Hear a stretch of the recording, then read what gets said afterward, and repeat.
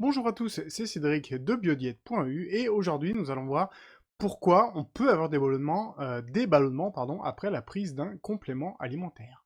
Avant toute chose, n'hésitez pas à vous abonner à la chaîne en cliquant sur le lien pas sur le lien, sur le bouton juste en dessous de cette vidéo et même mettre un petit pouce bleu au cours de la vidéo ou même maintenant ou même après à la fin pour m'indiquer que vous avez aimé cette vidéo et que ça puisse m'aider à vous donner des sujets qui vous intéressent. Bonjour à tous, du coup, je vous le redis une deuxième fois, donc effectivement, peut-être que ça vous est arrivé déjà de prendre un complément alimentaire et après d'avoir des désagréments intestinaux. Alors effectivement, c'est un peu le choix, hein. C'est un peu le cas, ça peut arriver dans certains cas, justement, on va aller voir que des ballonnements, effectivement, peuvent arriver dans certains cas. Alors, le premier cas, c'est en fait quand vous achetez un complément alimentaire de mauvaise qualité, il est très probable qu'il y ait pas mal d'additifs à l'intérieur, aussi bien pour conserver, pour gélifier, s'il est sous forme de capsules, de gélules ou comprimés. Des fois, on utilise des additifs pour lier ou pas, ou pour conserver. Et certains additifs peuvent être de synthèse, peuvent être naturels, mais même s'ils sont naturels, ils peuvent provoquer des ballonnements dans certains cas. Donc ça, déjà, le premier point, c'est si vous achetez un complément alimentaire de mauvaise qualité, la plupart du temps, on met des additifs de plus mauvaise qualité qui peuvent avoir plus d'effets secondaires, si on peut dire, mais c'est pas forcé. Le deuxième point, c'est que vous pouvez acheter ou consommer du moins un complément alimentaire qui est trop dosé. Le cas le plus fréquent que j'ai pu remarquer, hein, donc ça c'est mon expérience personnelle sur le site internet et quand j'avais mon magasin bio, c'est notamment le fer. Le fer, vous savez peut-être déjà que le médicament, le tardiféron ou le ferrograde, sont des médicaments qui peuvent constiper énormément et qui peuvent donner de la fermentation. D'accord. Et quand il y a de la fermentation, ça veut dire qu'il y a des gaz, et ben il peut exactement se passer la même chose.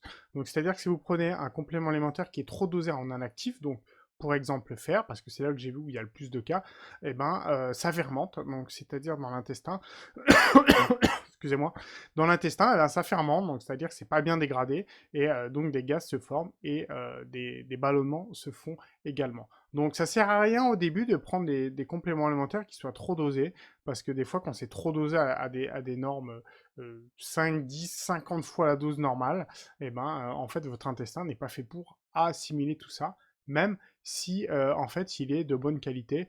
Votre intestin a sa propre capacité de traitement, ça sert à rien de trop en apporter, de toute façon il ne pourra pas le gérer. Bien évidemment, si vous prenez du fort dosage et en plus c'est un complément alimentaire de mauvaise qualité, bah, ça sera encore plus important.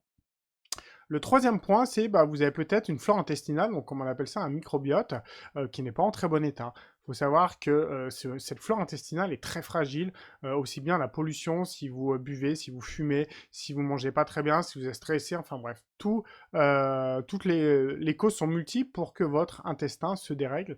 Et quand votre flore intestinale est déréglée, eh ben, elle fait pas trop son boulot de digestion, c'est-à-dire qu'elle va pas dégrader aussi bien ce que vous mangez, donc aussi bien les nutriments, donc c'est les protéines, les lipides et les glucides, ce qui vous amène de l'énergie, qu'aussi bien les micronutriments qui sont vitamines, minéraux, oligo-éléments, antioxydants, flavonoïdes, enfin toutes ces choses-là. Et ben, du moment que ça fermente, ça veut dire que votre corps va mal l'assimiler. D'accord.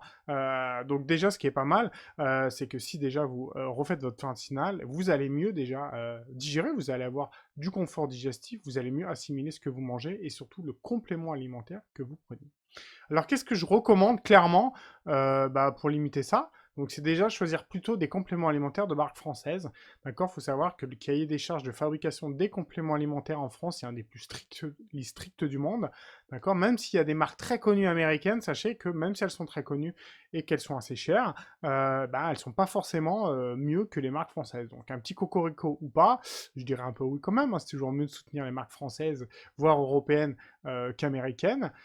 Et après, c'est bon, le bon dosage également. Donc, à partir de là, le deuxième point, c'est demander euh, le conseil à une personne qui est compétente. Donc, aussi bien en ligne que votre thérapeute, qu'en magasin bio, consommez vraiment un complément alimentaire de qualité et qui vous correspond.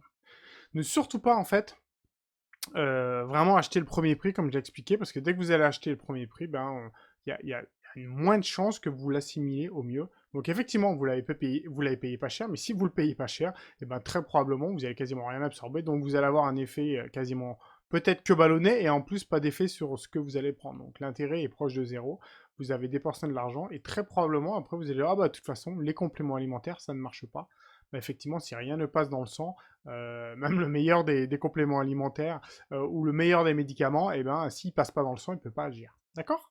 Donc moi, le dernier conseil que je recommande, c'est vraiment, de manière globale, c'est vraiment refaire sa flore intestinale. Pourquoi? Parce que la flore intestinale, déjà, vous avez un confort digestif. Après, c'est-à-dire que vous allez assimiler tout ce que vous mangez. Et en parallèle de ça, eh ben, on booste votre immunité et vous limitez les allergies. Voilà, j'espère que vous avez appris quelque chose aujourd'hui. Donc, si vous avez si vous êtes ballonné après la prise d'un complément alimentaire, bah, vous avez pu voir les causes et ainsi les conséquences.